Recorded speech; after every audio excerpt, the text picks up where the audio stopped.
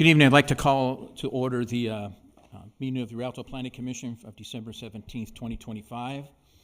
At this time, I've asked Commissioner Estevander to lead us in the Pledge of Allegiance. We all please stand, face the flag. I pledge allegiance to the flag of the United States of America and to the republic for which it stands, one nation, under God, indivisible, with liberty and justice for all. Hoorah.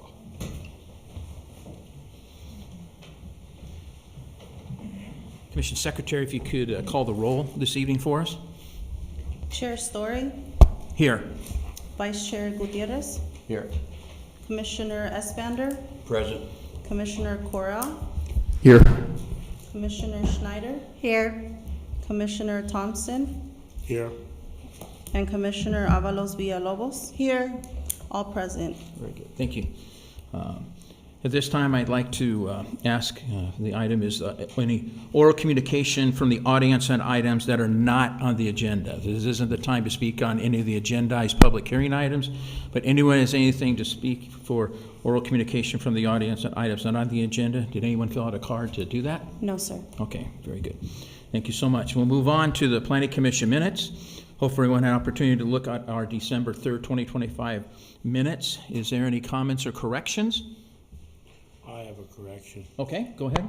It seems rather minor, but if we could correct the record to reflect that Mike Fisher was with the Rialto Police Department and not the fire department.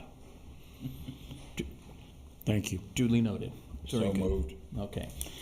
So at that point, is there there's a motion on the floor to approve the minutes of December 2nd as amended? Is there a second? Second. Second, very good. All those in favor, please signify by saying aye. Aye. Okay, very good. For the record, I want to abstain. I was absent that day. Yes. Thank you. And to make sure I understood it too and stuff, because Virginia, she called in because she was ill and stuff like that, so that becomes an excused absence to be able to do that, just to confirm that, put it on the record. Thank you. Thank you. No problem. All right, now we're moving on to the public hearings. The first one we have this evening is for variance number 25-0002. Do we have a staff presentation for that? Good evening, Chair and Commissioners. Good evening. Zebra World has requested that the Planning Commission review and consider variance number 25-002. The project site is an existing commercial shopping center located at the southeast corner of Riverside Avenue and Baseline Road, as shown within the red boundary on the slide. The site is zoned Community Shopping Center, C-1A. The site contains an existing 25,750 square foot commercial building that is currently empty but was previously occupied by Big Lots. Additionally, a 900 square foot Dutch Bros coffee shop is currently under construction along the Riverside Avenue frontage. Zebra World is proposing to operate an indoor children's playground completely contained within the existing 25,750 square foot commercial building. The operation will consist of a main open space that has ball pits, trampolines, children's obstacle courses. There will also be a kitchen that will prepare food and a seating area. The store proposes to operate within the hours of 12 p.m. to 9 p.m. from Monday through Friday and 11 a.m. to 8 p.m. Saturday through Sunday. On this slide, staff prepared a parking count. A total of 139 parking spaces are required, while the site currently only provides 113 spaces, resulting in a deficit of 26 spaces. The applicant has filed a variance application to address the parking deficiency. Subsequently, Lochner Incorporated has prepared a parking demand analysis. The analysis evaluated the parking utilization at an existing Zebra World location in Cathedral City, focusing on the peak days and peak hours. That concluded that the project site only needs 83 parking spaces to accommodate both Zebra World and Dutch Bros. Given that the site has 113 spaces, the site will have adequate parking to meet real demand. Oops. The site is compatible with the Zone C-1A and the surrounding retail uses, except from the required parking. All required findings necessary to grant approval of the variance can be made in positive manner. The site is consistent with Goal 3-1 of the general plan, which encourages to strengthen and diversify the economic base and employment opportunities and maintain a positive business climate.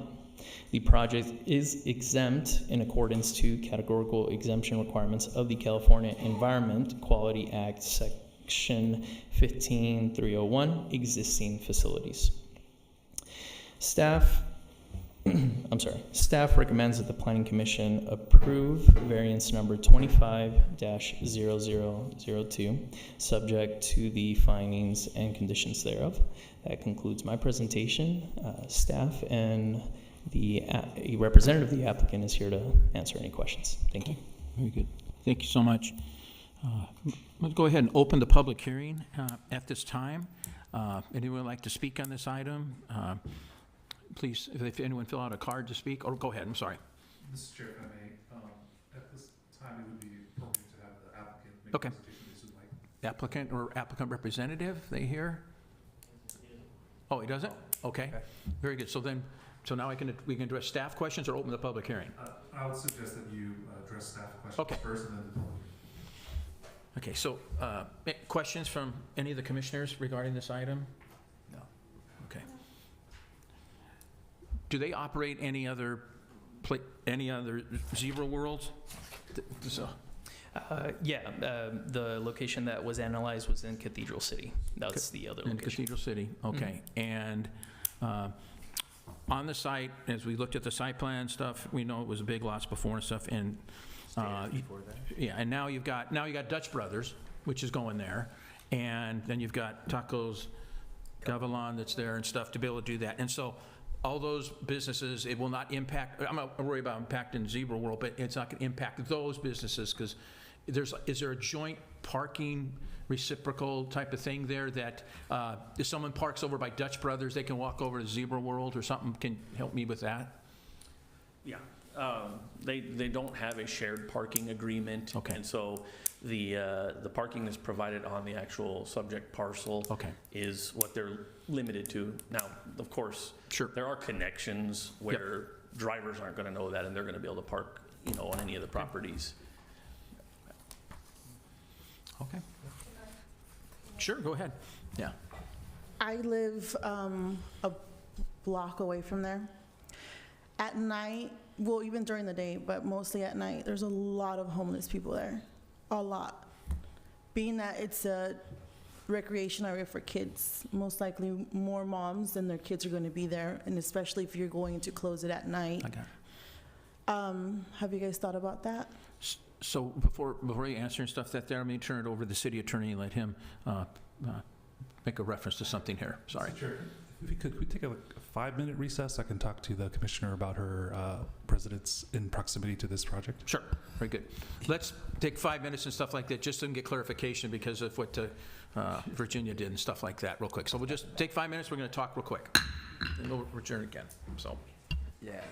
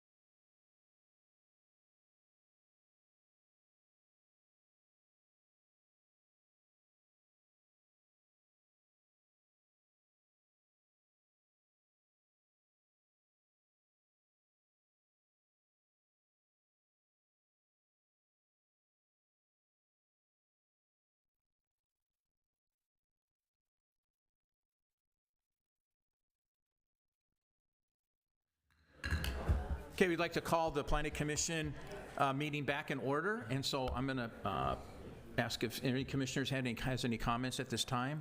So, I do. okay, go ahead. Guys, yeah. I'm going to have to recuse myself just to be safe because of the proximity of my residency to this location. Okay. Okay, very good. Thank you, I appreciate it. Stuff. And so we'll continue on. We've, any other comments for staff or anything from commissioners before I open the public hearing? Yeah, you might explain to the public what you're doing.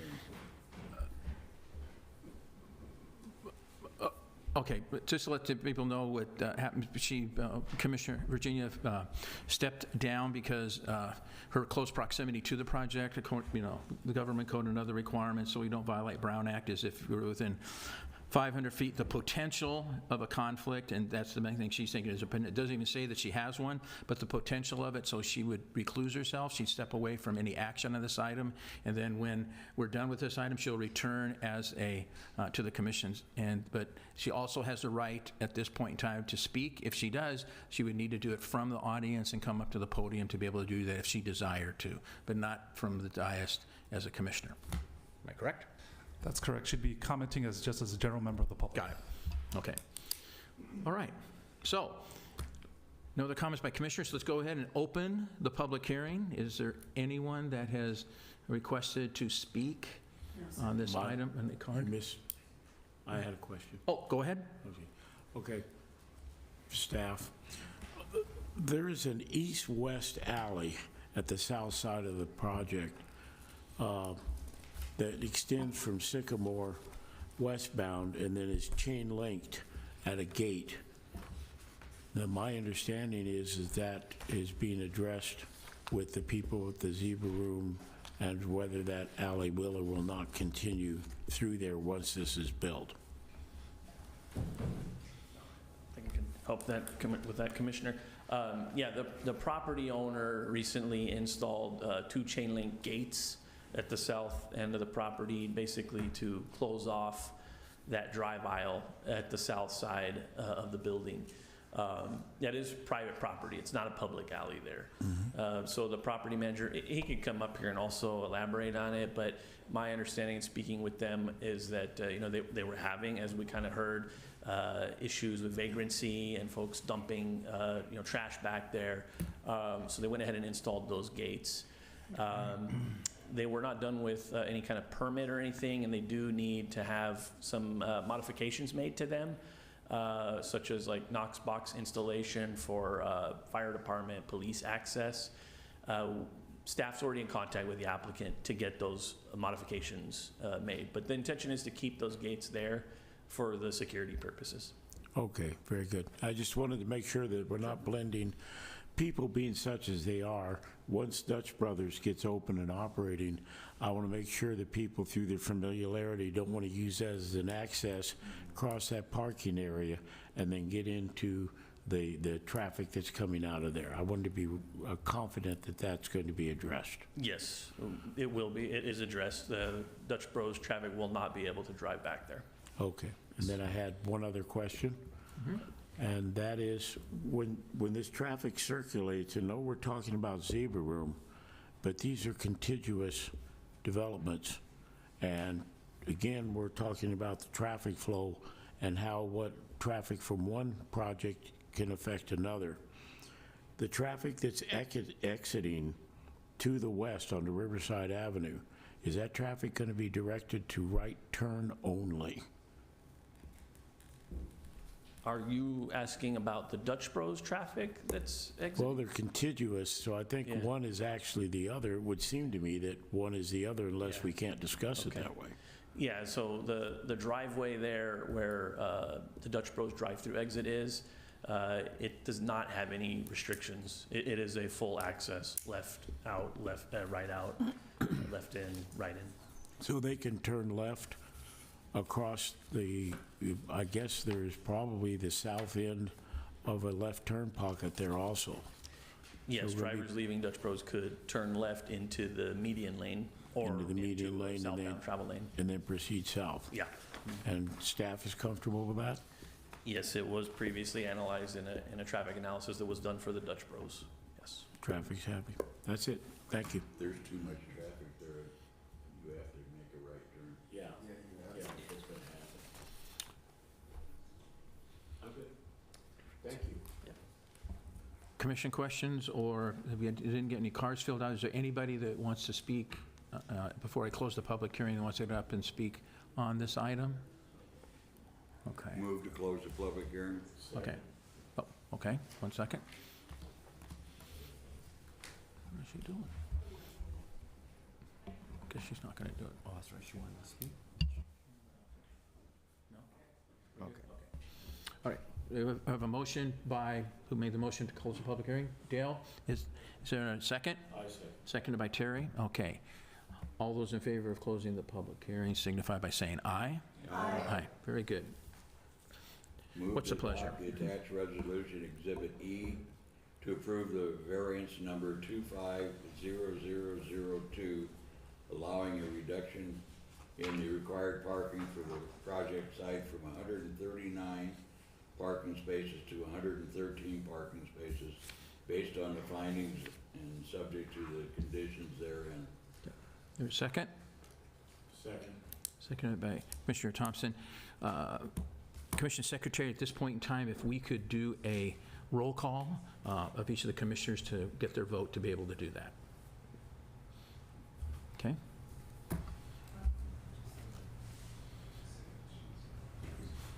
So Commissioner Avalos Villalobos is recused. Yeah. Commissioner Schneider? Aye. Commissioner Gutierrez? Aye. Commissioner, Chair Story? Aye. Commissioner Esvander? Aye. Commissioner Thompson? Aye. Commissioner Corral? Aye. Okay. Very good. Motion carries. Okay. Thank you very much. We'll move on to the next public hearing item. So I'll go ahead and read this one real quick. We move on to this one. This is several items. The first one is tentative. I'll be under one public hearing to do this. Tentative parcel map number 2023-0006, tentative parcel map 20809, conditional development permit number 2023-0032, precise plan of design number 2023-0041, development agreement number 2024-0002, and environmental assessment review number 2023-0051. Do we have a staff presentation? Mr. Chair? Okay, thank you. Mr. Chair, if I may, I just want to note for the record that Commissioner Avalos Villalobos returned to the council chambers at 6:23 p.m. Thank you. Daniel, go ahead. Good evening, Chair, Commissioners. Yeah, I'll be giving the presentation here on the second public hearing item tonight. This project is entitled the Locust Gateway Development Project, and the applicant is IV5 Locust Gateway Logistics Center, LLC. I'm going to just start by going over the project site for each of you. This slide shows you an aerial image, which I've highlighted the project site in the red boundary there. You can see it's an L-shaped site that is 38.89 gross acres in size. It's located at the southwest corner of Locust Avenue and Lowell Street. This is within the Rialto Airport specific plan, and within the specific plan it has a land use designation of general manufacturing. As you can see from the aerial here, this is an established industrial area. The project site is surrounded on all four sides by existing industrial developments. And so what the applicant proposes to do is to construct a 664,859 square foot industrial warehouse building on the site, and then additionally install associated paving, landscaping, fencing, lighting, and drainage improvements. The building has been designed to accommodate various storage and distribution uses. This next slide showing you the site layout. The applicant will place the building on the west end of the site, furthest away from Locust Avenue. The truck courts will be located on the east side of the building, and then a second truck court on the northeast end of the site. Those truck courts will be enclosed with 14-foot high screen walls, so that none of the views of any of the trucks or trailers will be able to be seen from the public right-of-way. There will be passenger vehicle parking areas on the north side, south, and west sides of the building. The truck courts I mentioned before will accommodate the parking of up to 480 trucks and trailers. The passenger vehicle parking lots will accommodate up to 365 passenger vehicles, which exceeds the minimum parking requirement for a building of this size. The applicant will also install landscape planters all throughout the site, both the perimeter of the building, the perimeter of the site, and throughout the parking areas. And those are those green areas that you see on the site plan. The applicant will also install 5 new driveways for access. I've indicated the locations of each driveway with the red arrows. So there will be 3 driveways on Lowell Avenue. That's at the top of the map there. Furthest west, the one on the top left there, would be passenger vehicles only. And then the middle and the one on the right would be for trucks and passenger vehicles. And then there's a Locust Avenue driveway on the right end that would be for trucks only. And then kind of at the middle left there is an exit out to a private street. That's Lake Patton Lane. That would be for emergency vehicles only. And then additionally, the applicant will install 2 underground infiltration basins to manage stormwater. Next site is showing you the floor plan. So the applicant proposes to have the 657,146 square feet of the building dedicated to storage space. The remainder 7,713 square feet of the building would be dedicated to office space. The offices could potentially be at any of the 4 corners, just depending upon the tenancy of the building. The building will have 82 dock-high loading doors on the east side of the building. Just moving on to the exterior design of the building, this particular image is showing you the north elevation, and then I do have a 3D rendering on the next slide, but this is the north elevation as if we were looking at it from Lowell Avenue to the north. So the building will feature significant wall plane articulation, both horizontally and vertically. The horizontal articulation will come from offset wall panels that have a minimum depth change of 3 feet, and then the vertical articulation will come from height variations. The building's height varies from 42.5 feet from the finished floor up to 50 feet from the finished floor. The exterior of this building will be of concrete tilt-up walls. They'll be painted in a palette of 5 different colors, various gray tones, and then some accents will also be painted. The building will feature stone accents at the corners and composite wood siding. Then also more standard features such as panel reveals, metal eyebrow accents, and glazing throughout all 4 sides of the building. And then this next slide is just showing you a 3D rendering. This is if we were looking southwest towards the building. So we can see that truck court along the Lowell frontage, and then behind that we have the building, and you can see again those architectural features, both the vertical and horizontal articulation. So as mentioned also, this project does include a parcel map. The project site is only 1 parcel of land, so typically we don't see a parcel map when that's the scenario.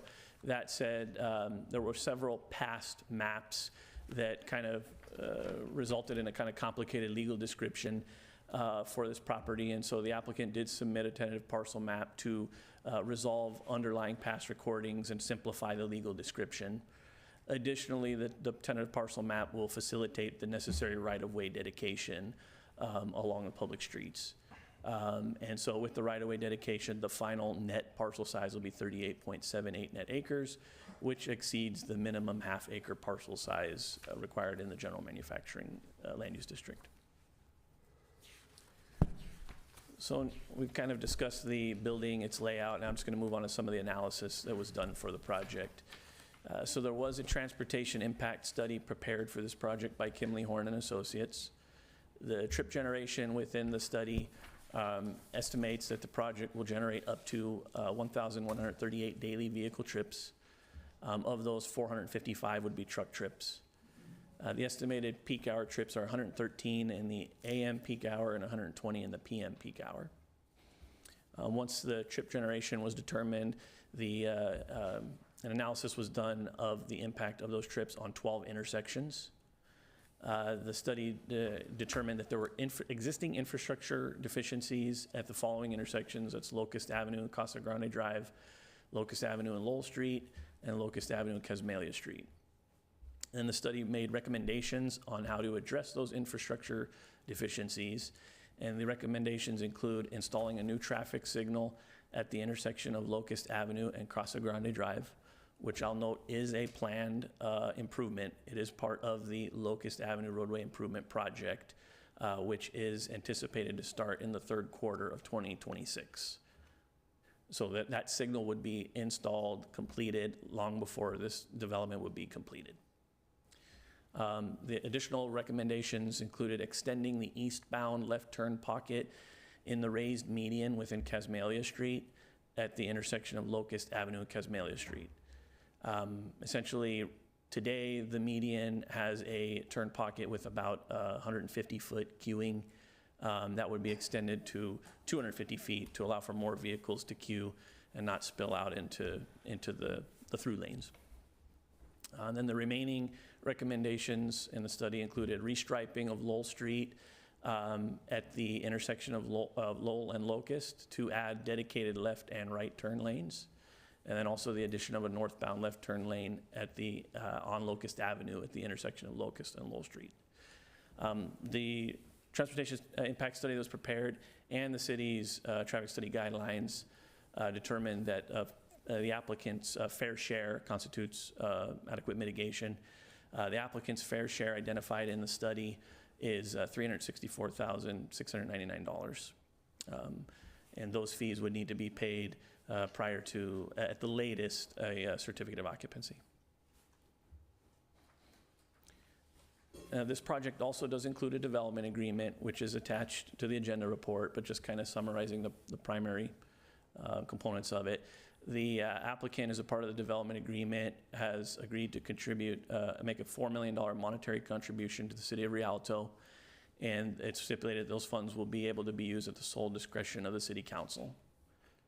In exchange, the city will vest the project for 5 years with a possible additional 5-year extension, and then also lock in the development impact fee rates at the current rates that we have in fiscal year 25-26. Now moving on to California Environmental Quality Act analysis. There was an environmental impact report that was prepared for this project by Kimley Horn and Associates. It had identified that there would be significant and unavoidable impacts to greenhouse gas emissions. Eco Tierra was contracted by the city to conduct a peer review of the EIR. A notice of preparation was circulated for a 30-day period from June 27th of 2024 to July 26th, 2024. Comment letters that were received during that time period were then addressed in the draft environmental impact report, which was then circulated for review from September 5th, 2025 to October 20th, 2025. There were a few comment letters that were received, and those comment letters were addressed with responses that were all packaged up in the final environmental impact report dated December 2025. And the environmental review that has been completed for this project is in accordance with the California Environmental Quality Act. Included in the resolution tonight for the environmental impact report, there are a set of findings that include a statement of overriding considerations. This is the part that identifies the benefits of the project that would outweigh the potential adverse impacts on greenhouse gas emissions. Just kind of summarizing the overriding considerations. The project is consistent with the goals and objectives of the general plan and the Rialto Airport specific plan. This project will serve to develop a vacant and underutilized site with the highest and best use that is allowed in the general manufacturing land use district. The applicant is also committed to provide 100% of the building's energy load from on-site renewable energy generation, which would include things such as solar and other renewable energy sources. This project will also create employment generating opportunities in both the temporary construction jobs as well as permanent jobs. It was estimated this project would generate over 550 permanent jobs. The project will also increase tax revenue in the form of property tax, business license tax, sales tax, and utility users tax. The project will also attract related businesses, fostering long-term economic growth for the city. and it will also serve to improve efficiency of regional and national goods movement. And then in addition, as we already discussed, the project will provide a lump sum contribution of $4 million to be used at the discretion of the City Council. And that concludes my presentation. The staff's recommendation is that the Planning Commission adopt the resolutions before you tonight. And this is the council's the Planning Commission's action would be to adopt resolutions forwarding a recommendation to the City Council. And then after tonight, the project will be scheduled for a City Council hearing. And that concludes my presentation. I'm available if there's any questions, and the applicant and their representatives are here as well. Great, thank you, Daniel. If we could have the applicant come up so he can address us, I appreciate it.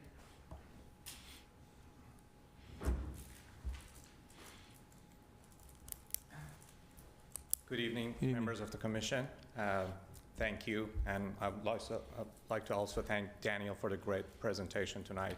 My name is Amir Latifi, and I'm a senior associate with Brookfield Properties, the applicant. I'll be happy to answer any questions. Questions for the applicant? Yeah, I have one. Go ahead. Is this, are you the end user, or is this a spec building? It is a spec building. We are building a first-class, high-quality building to attract first-class tenants, and we are targeting a single user for this building. Okay, very good. Any other questions for the applicant? Yeah, I do. Sure, go ahead.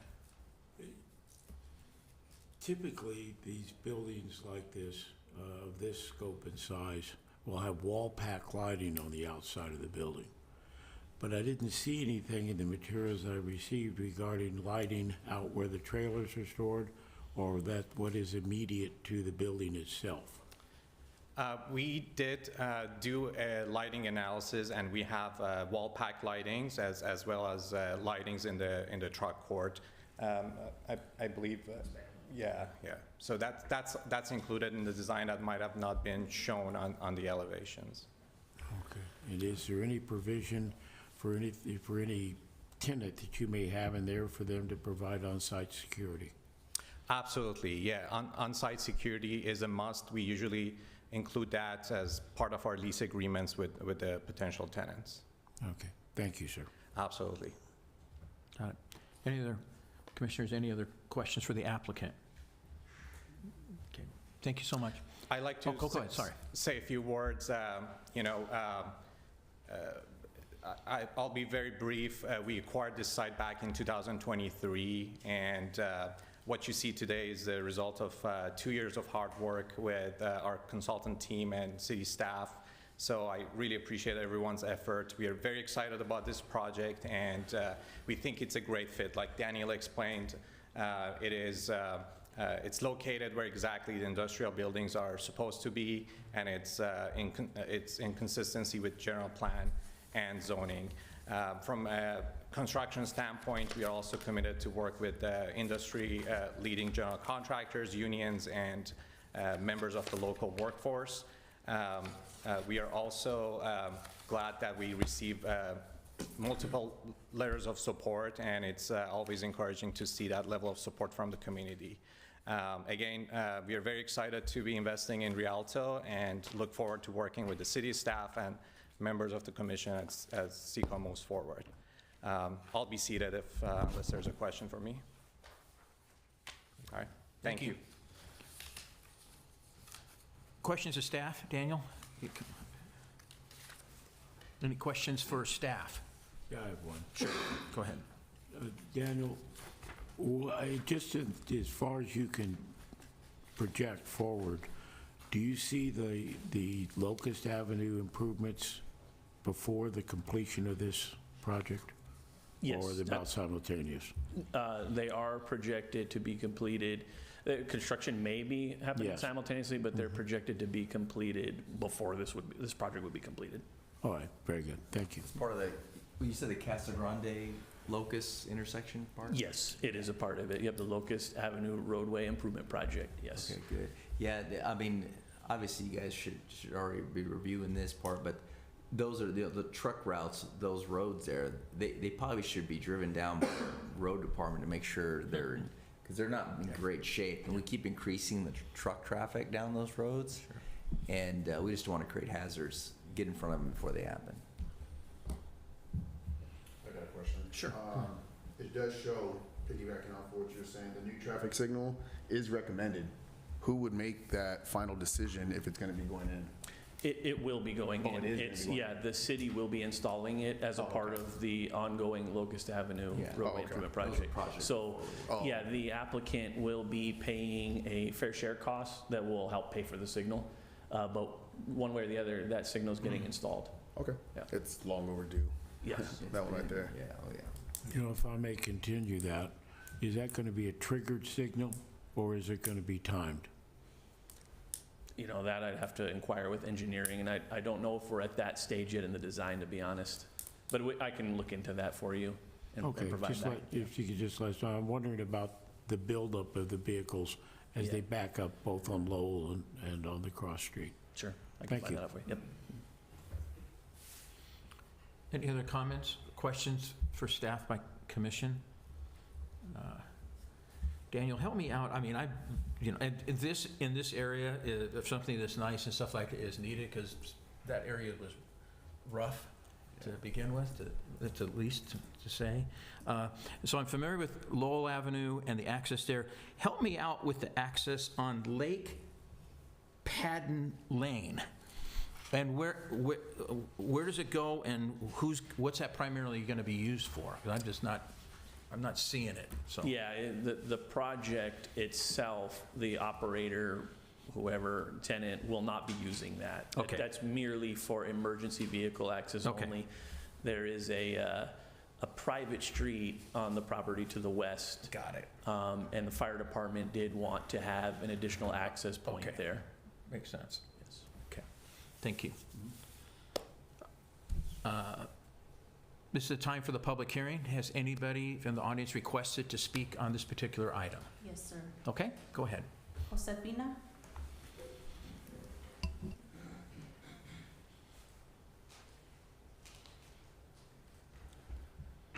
Good evening. My name is Jose Pina with CARE California. We're here to voice our strong support of this project and to ask for the Commission's yes votes on it. The City of Rialto deserves this project's far-reaching positive impacts. The benefits from this development will create positive economic growth through good-paying jobs and strengthening of California's industrial power for years to come. During this time of economic uncertainty and hardship, we should be saying yes to positive development and yes to building strengthening the powerhouse that is California and Rialto. We support this project and the many benefits it will bring to the city, the county, and the state. Thank you for your time. Thank you. Any others? Yes. Robert Lugan?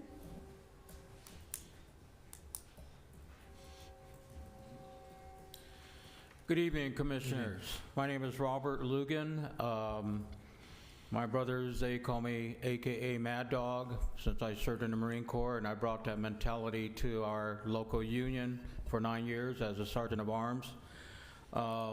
And I'm one out of 5,000 in Southern California of iron workers that that have been, I've been employed with them or been with them for 45 years at this time. I am retired, and but I am giving back what was given to me. When I see something that is worth building and pushing, then I stay with it, and that's what I've been doing recently. We have a program called Helmets to Hard Hats, and I am a product of that. So for this project to continue and other projects here in Southern California, it would employ the military personnel that come back from Afghanistan, Kuwait, and so they have a good career in the union trades. We are here today to support this project and to ask for this your commissioners to support with a yes vote tonight. This project will bring so much to our community as a whole. The developer has made a commitment to local hire. As myself, when I was living here, I lived out here in Rialto for about 5 years, and now I'm living in Jurupa Valley, but that's another story. This is a guarantee that our children and families will be taken care of, have medical benefits, and prosperous life ahead of them. please support our community, our families in the city of Rialto with a yes vote this evening, and have a happy holidays. Thank you. Any others? No, that was it. Okay. What's your pleasure, Commission, regarding the Public. motion by Commissioner Estavander, seconded by Commissioner Gutierrez to close the public hearing? All those in favor of closing the public hearing signify by saying aye. Aye. Aye. Public hearing is closed. What's the pleasure of the commission at this point? Move to adopt the attached resolution Exhibit K, L, M, N, and O, thereby forwarding to the City Council a recommendation to certify the final environmental impact report, environmental asset review number 2023-0051, approved tentative map number 2023-0006, and approved conditional development permit number 2023-0032, approved a precise plan of design number 2023-0041, and approved development agreement number 2024-0002, based upon the findings and subject to the conditions therein. Is there a second? I second it. Second by Commissioner Thompson. If the Commission Secretary could also do another roll call vote on this one, we appreciate it. Commissioner Avalos Villalobos? Aye. Commissioner Schneider? Aye. Vice Chair Gutierrez? Aye. Chair Story? Aye. Commissioner Espander? Aye. Commissioner Thompson? Aye. And Commissioner Correa? Aye. Okay. Motion carries. Item is approved. Thank you so much. All right, moving on to the next item. Now, this item is not, we're the same people, but this is not a planning commission item. We will be conducting this item as the Building Appeals Board for the City of Rialto, which is the planning commission to do that. And so you're going to see a little bit different way that we're conducting it, but I want to let you know that's who we are now, is going to be the Building Appeals Board on this particular item. And I'm going to go ahead and announce the item and the appeal, and then I'm going to turn it over to the city attorney to have him explain a little bit more of how the proceedings are going to go. So this is a Building Appeals Board review and consider adoption of a resolution to uphold the building official's decision regarding a junior accessory dwelling unit, or a JADU, at 1443 North Riverside Avenue in accordance with Government Code Section 66332. Attorney, can you fill it from there? So. Thank you, Mr. Chair.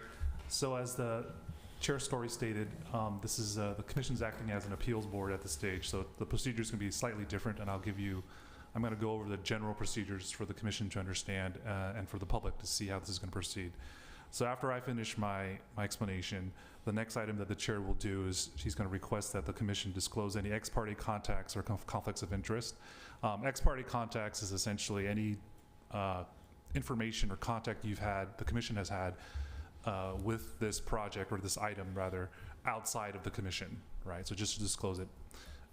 Conflicts of interest is basically if you have a conflict of interest, something like your property is in proximity of this property or something other, or you're related somehow to the appellant. Of course, we could always do a recess if you wanted to talk about it, but assuming there's nothing, we go forward.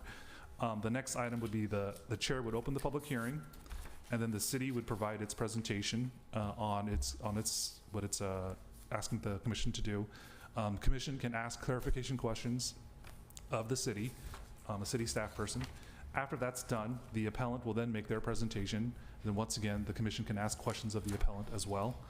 After that's done, then the city will have an opportunity to do a rebuttal to the the appellant's presentation as well. Again, commissioners can ask clarifying questions to the city's representative.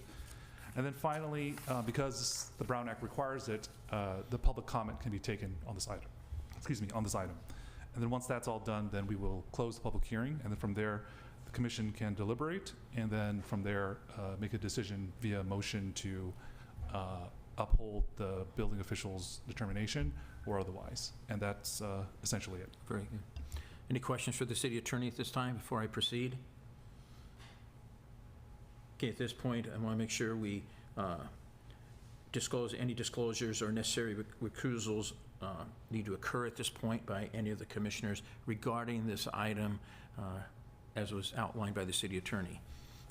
Anyone need to excuse or recluse themselves? Take 5 and confirm with city council for a moment.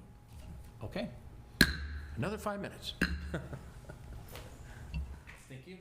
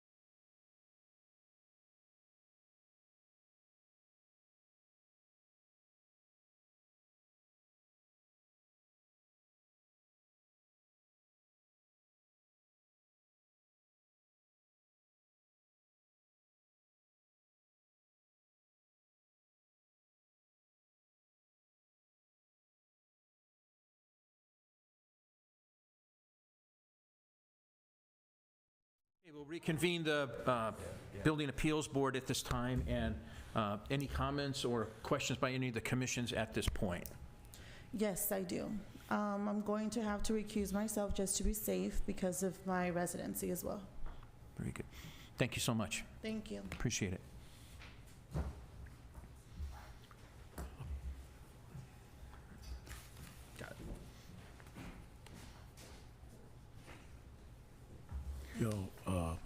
Mr. Chair, I did ask for a moment to speak to City Council. Yes. After speaking with him, I have no Yeah, no conflict. conflict. Very And good. therefore, I will not recuse myself. Very good.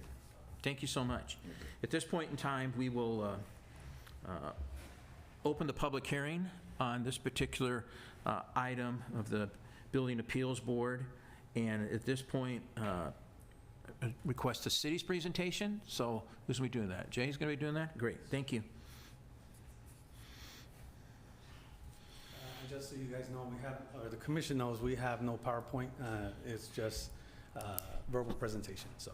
Got it. Thank you.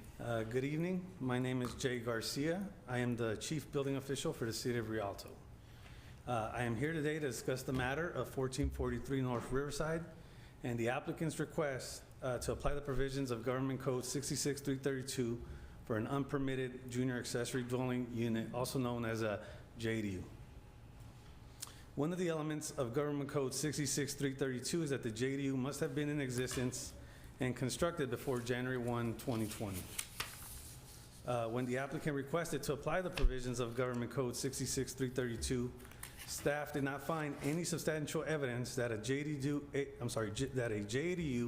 was in existence or constructed before January 1, 2020, and denied the applicant's request. Upon denial of their request, staff informed the applicant that the denial did not preclude them from seeking legalization of the JDU and offered to assist them through the permitting process. The applicant instead asked that the matter be reconsidered by the Building Appeals Board. Under Rialto Municipal Code Title 15, the Planning Commission is appointed as the Building Appeals Board, and we ask that you make a ruling to uphold or deny the applicant's appeal. The question at hand is whether or not the JDU in question was in existence and constructed before January 1, 2020. In order for the provisions of Government Code 66332 to apply, the applicant must prove and holds the burden of proof to substantiate that the JDU in question was in existence and constructed before January 1, 2020. In the appeal from the appellant, you will find that the appellant does not provide any facts and circumstances that substantiate that a JDU was constructed before January 1, 2020. In the staff report, you will find an analysis of the appellant's appeal under which a determination was made that there is not enough evidence to substantiate a JDU was constructed before January 1, 2020. In the staff report, you will find staff's recommendation to deny the appellant's appeal. Staff recommendation was based on thorough research, careful consideration of state statutes, took into account and weighed all of the facts and documents available at the time, and made an objective decision that the unpermitted JDU in question was not constructed before January 1, 2020. I thank you for your time and consideration, and I am available for any questions or comments you may have. Okay. Thank you, Jay. At this point in time, I'd like to have the appellate, or do we ask questions of the staff at this point? You'd be able to ask questions of staff. Okay. Anyone have any questions for Jay regarding this particular item? Yeah. Go ahead. This property has an existing ADU, am I correct? This existing ADU was recently permitted and completed, I believe, this past year, 2025, or final at the end of 2024, correct? Okay, and the physical structure itself, the residence was built, to my understanding, about 1948? Correct, and the ADU in question that you just, that was recently final was the detached garage that was converted to an accessory dwelling unit. Okay, and the area that they want to put the JDU in, that is an enclosed patio area, am I correct? Correct, based on permits and records that we've researched, it was a patio that was illegally converted to an enclosed patio. And so there were some code enforcement actions, I believe, 2008 or so, that show that there was an enforcement action on that patio because it was unpermitted. Okay, and that was an unpermitted project? Correct. The enclosing? The enclosure was, and then I believe it was then issued at some point a permit to enclose it under previous administration or previous building official. Got it. Okay, thank you very much. Very good. Thank you. Good clarification. So, any other questions from Commission for staff? for the building official? That's not, okay, thank you, Jay. We'll sit down there, we'll go ahead. We'll move on now. The board will move on and then have the presentation by the appellants. Who's going to make a presentation on behalf of, okay, very good. Thank you so much.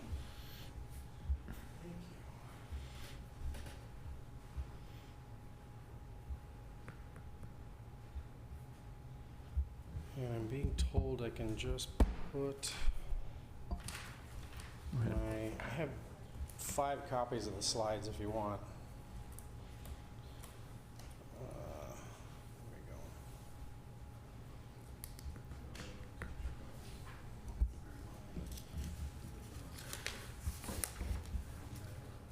Yeah, I put it in there.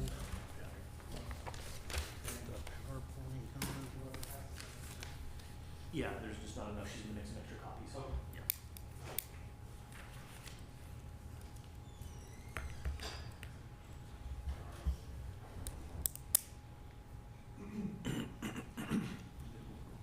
Oh, right here. Yeah, well, it was just a PDF of it, but we can use the PowerPoint. Sure.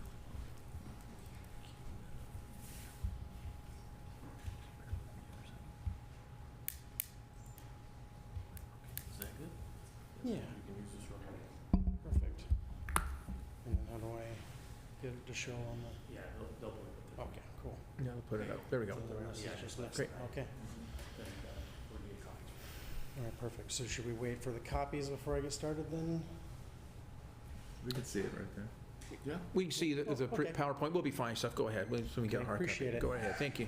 I appreciate everyone here and members of the Building Appeals Board and Jay for his presentation. And so my name's Rob Ingram. I am the applicant from a company called Middle Housing Partners, where we seek to provide missing middle housing to communities that we operate in. This project at North Riverside, we acquired the property and were hired by the homeowner that acquired the property in 2023 when some of the initial photos that the city took were taken and attempted to do a renovation. We made applications for the ADU that was recently finalized and built, and then we have this junior ADU application that we've been working from. We initially did apply for this through a standard permit process to legalize that unit, and then state laws and motivations of the property owner changed, and we decided to pivot and try and permit it under the provisions of 66332 and legalize it as under the unpermitted ADU statute. As Jay stated, the question at hand is, the only question that actually matters is whether or not the unit was constructed before January 1st, 2020, which is the requirement of the to apply the statute of 66332. Initially, we did provide the evidence and that was to the building department, and they made the determination. Jay, during his presentation, mentioned that they made the determination based off of the evidence that was provided at the time.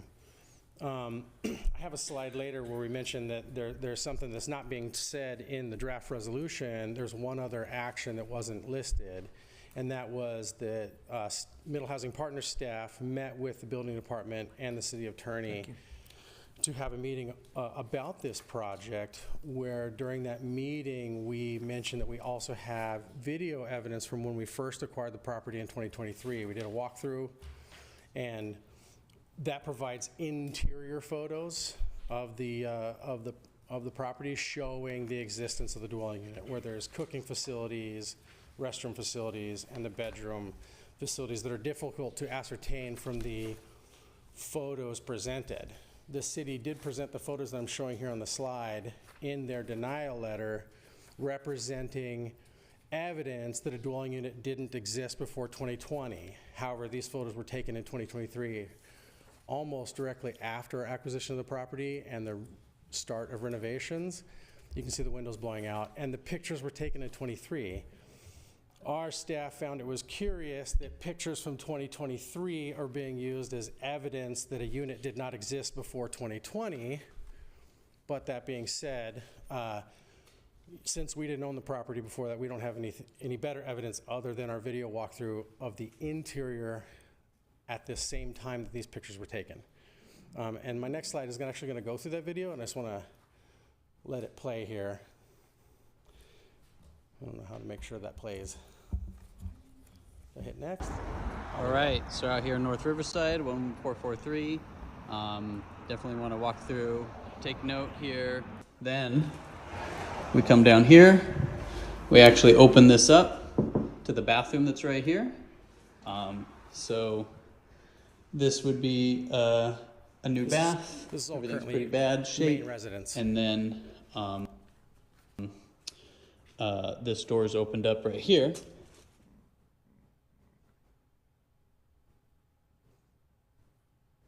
It went silent, sorry. This is the bathroom component of that living space. There's the stove and the kitchen facility, laundry, and then the living facilities. So this is the interior of the unit that's being depicted in the city's pictures from 2023.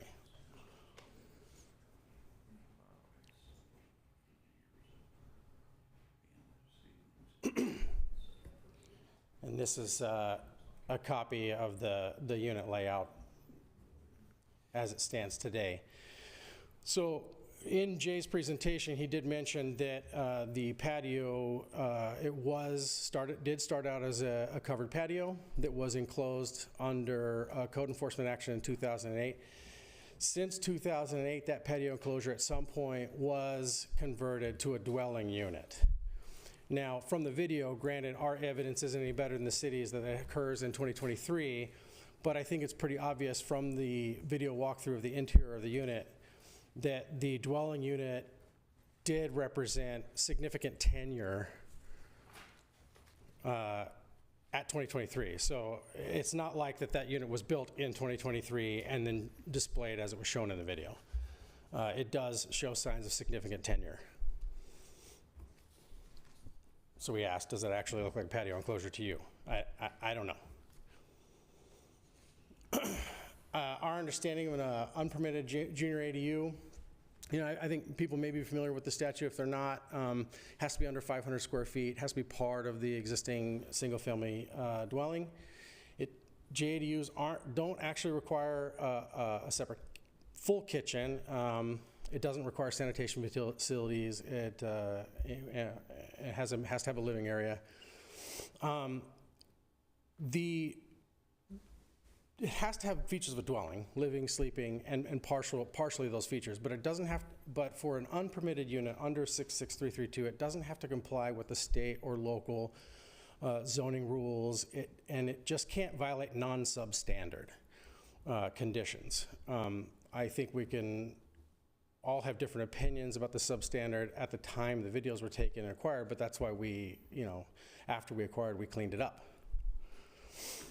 The ADU amnesty law, one of the other features that's missing from the city of Rialto to make it difficult for us to operate under this program was that the statute requires, as of January 1st, 2025, the city provide a notice to the public that violating unpermitted ADUs are allowed to be permitted under this provision, and provide checklists so that the public are able to know what the standards are and how to proceed with this. And none of those things exist.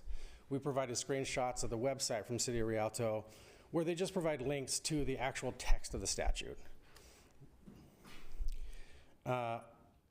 We included a couple examples of other jurisdictions where we applied this law to show what that would look like.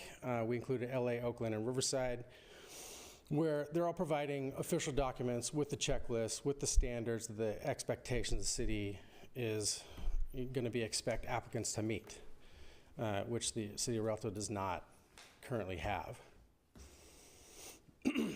Typically, the correct process for this would be that we apply for application, we show our evidence that the unit existed, and then the application can only be denied or approved based off of the health and safety standards presented that would show up on that checklist. But to do that, an inspection actually has to be done so the city can make those determinations. to our understanding at this point, with the way the unit is now, that inspection hasn't taken and those determinations haven't officially been made. We're still arguing about the existence prior to 2020. And in that meeting that I mentioned before, where we met with city attorney and building department staff, we were explicitly told that by Jay that he did not want to see the video evidence that we just presented, and that we could go ahead and proceed with the, he encouraged us to proceed with continuing our permit that we had already previously applied for and not pursue the appeal process, and we decided to pursue the appeal process. So in our appeal, our ask to this council is that we rescind the denial from the building department and consider all of the evidence that we have, and then come and inspect the unit and decide for themselves and using the checklist standard that's required by the statute to determine if any substandard conditions actually exist. And, you know, and to help us to legalize this unit. You know, the beauty about this statute, this law, is really to bring all these illegally unpermitted units out of the shadows into public eye, make them legal, make them safe, to make the community safer. And I think that's what we're attempting to do here with this property that we acquired. Appreciate your time, everyone. Thank you. Does the board have any questions of the appellant at this time? Any questions for the appellant? Okay. Thank you so much. Thanks. At this point, what we're going to do is have, under the Building Appeals Board, the city has a rebuttal at this point, so you can present a brief, Jay, a rebuttal to what was brought up, anything that was, and Claire, that any points that have been raised or something like that that weren't, that you didn't address, or you can address now and stuff, so Yes, go sir. ahead. Thank you very much, and thank you, Robert. We would say that staff is supportive of ADUs and JDU construction across the city of Rialto. City of Rialto at one point had its own amnesty program where it allowed applicants to come forward, and there was a reduction in permit fees in order for them to legalize these units.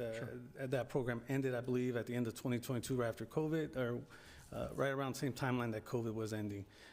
Rialto has leaned forward in providing as much ADU and JDU availability as possible. We were one of the first in the Inland Empire to just, or we weren't one of the first. We were in line with state statute in providing pre-approved ADU designs for the public right before it became a requirement. So we leaned forward in that. Mr. Ingram is correct in that we were a little behind in the statute when it comes to the noticing and the list of the unfunded state mandate. We're still catching up. We're still wrapping our heads around what's right, what's wrong. There are some jurisdictions that have leaned forward in that regard with much larger staffs. But you know, some of those staffs or cities have directed that policy in that manner. I don't think there is a correct way that you can point to and say, hey, this is what the state is requiring. So, but we have since corrected some of those. I've looked at the punch list or checklist from some of the other cities, and really all it is the exact same thing we have, with the exception of theirs has a box of yes or no next to the requirement for substandard buildings. So you will see that it is compliant, state compliant with what the state has required. As he mentioned, they acquired the property in 2023.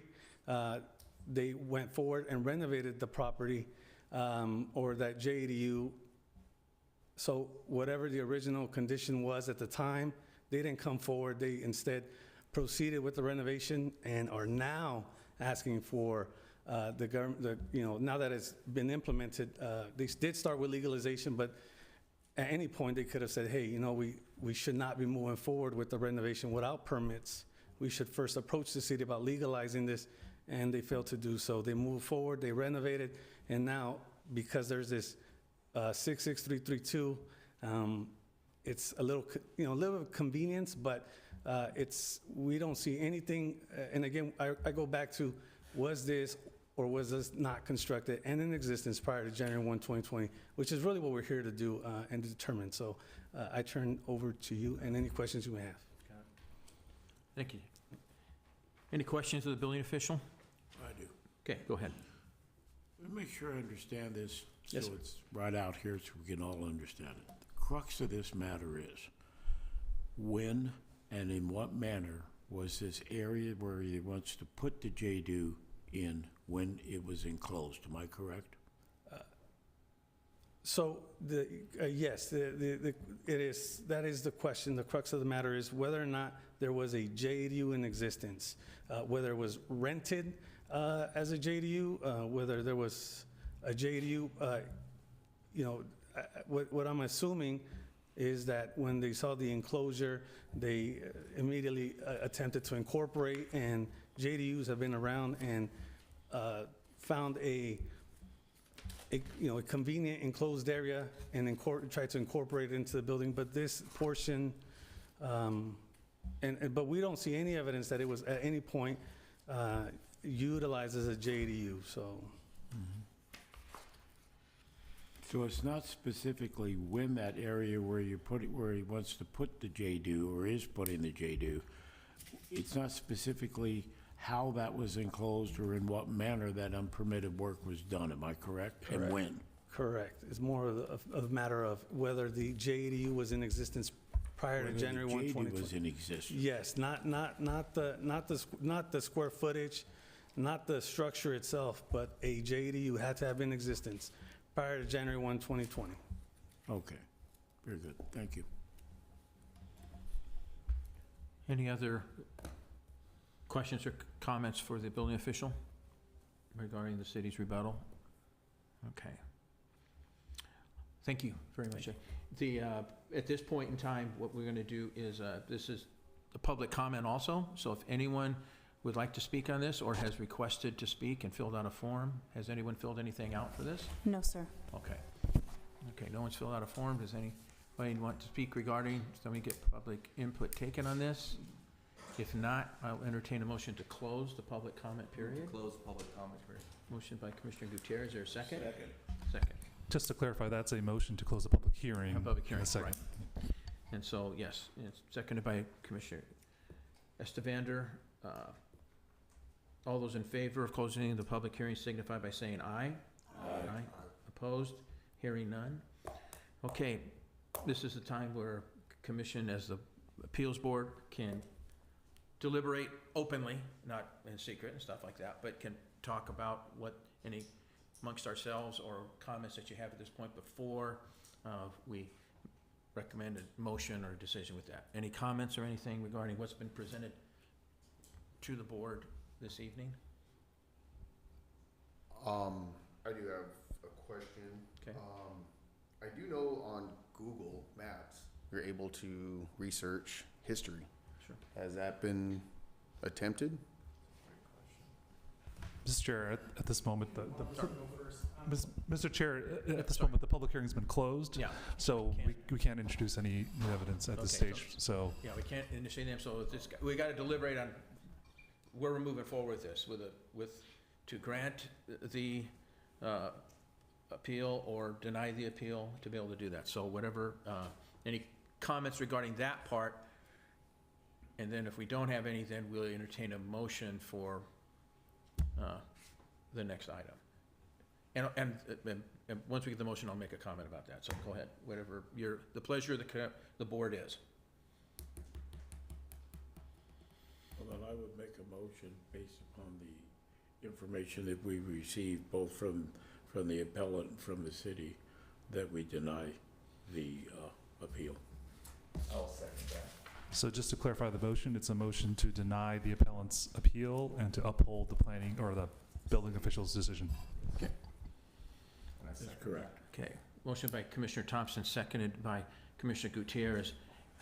And before we take a roll call vote on that one, I'll make sure that, other than, not like the Planning Commission, but the Building Review Board, Appeals Board, this is where the buck stops. This isn't an appealable item to the city council, it stops with this board, am I correct? That is correct. And I do also want to clarify that the motion is to adopt, I'm sorry, to adopt the resolution Yeah. upholding, or denying the appeal, upholding the building official's decision. That's the motion, is that correct? So stated. Yeah.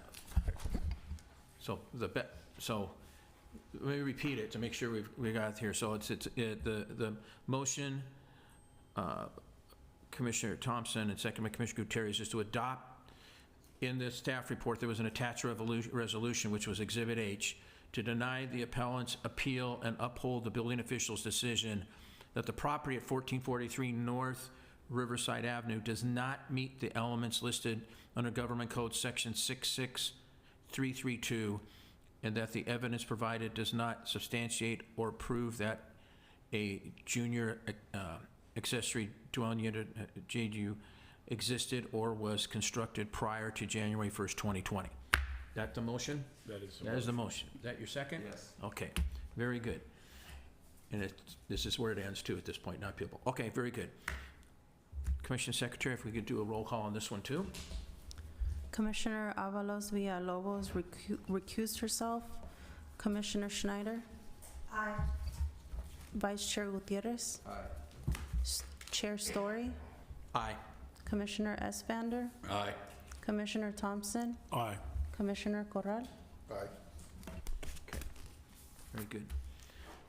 Thank you. Now we're going to, that concludes the Building Appeals Board portion. Now we're going to go back in the world of Planning Commission, and we have something here from the Community Development Director that she's going to present to us. So go ahead.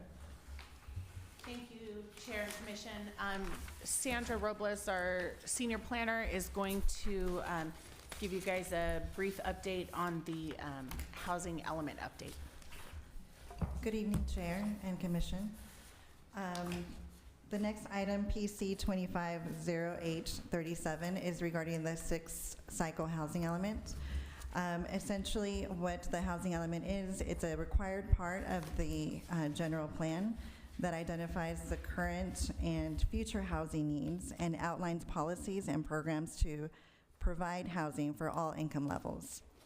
This draft has been in the works for a few years now, and it is quite a lengthy document.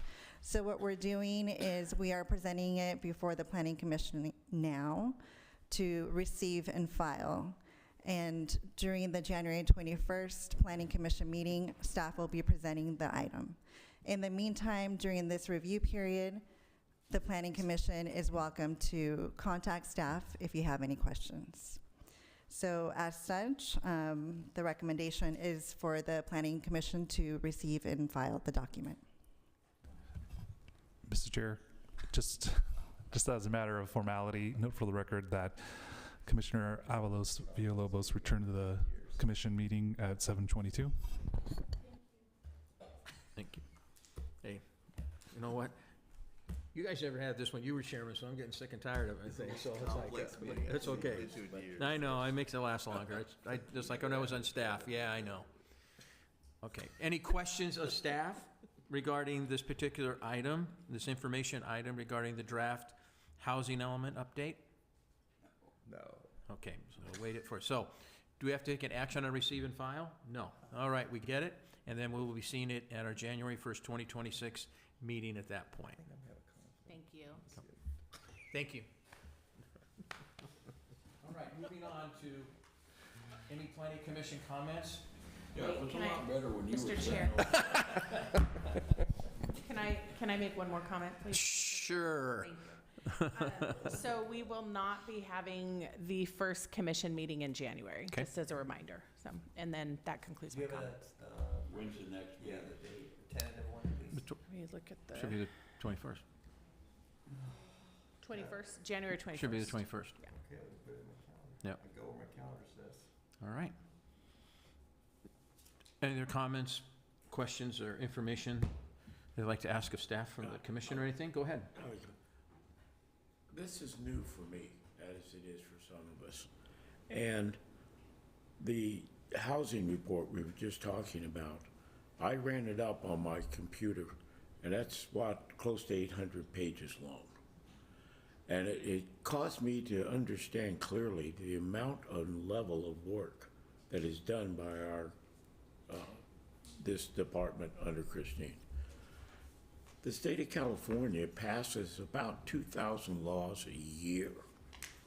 And it's almost impossible for any municipal government to keep up with that. And as they build these plans and these futures for our community, sometimes you have to readdress it. And I think that our staff should be lauded for the work that they do with the resources that they have, because it really is a very daunting task. And it's appreciated by the people who've come to know it, like us, when you sit up here and you say, 778 pages, and we have to re-up it. It's a big task, and I think that that's something we should all be in appreciation of. Thank you. Thank you. Any other comments or questions from commission? Yeah, it's only the December 17th. You've got a whole month, Terry, to read all 800 pages yeah. and stuff, so you should be good. So. Any other comments or questions? If not, I'll entertain a motion to adjourn the meeting. Like a quick comment. Oh, wait a minute. I Go just ahead, Ray. wanted to, real quick, this is Terry here. I just wanted to wish my father a happy birthday, a longtime resident, 70th birthday. Just wanted to put that out there for him. We're at E Corral. There you go. So, thank you. Is there a motion to adjourn? Motion by Commissioner Gutierrez. Is there a second? Second. All those in favor signify by saying aye. Aye. Meeting adjourned.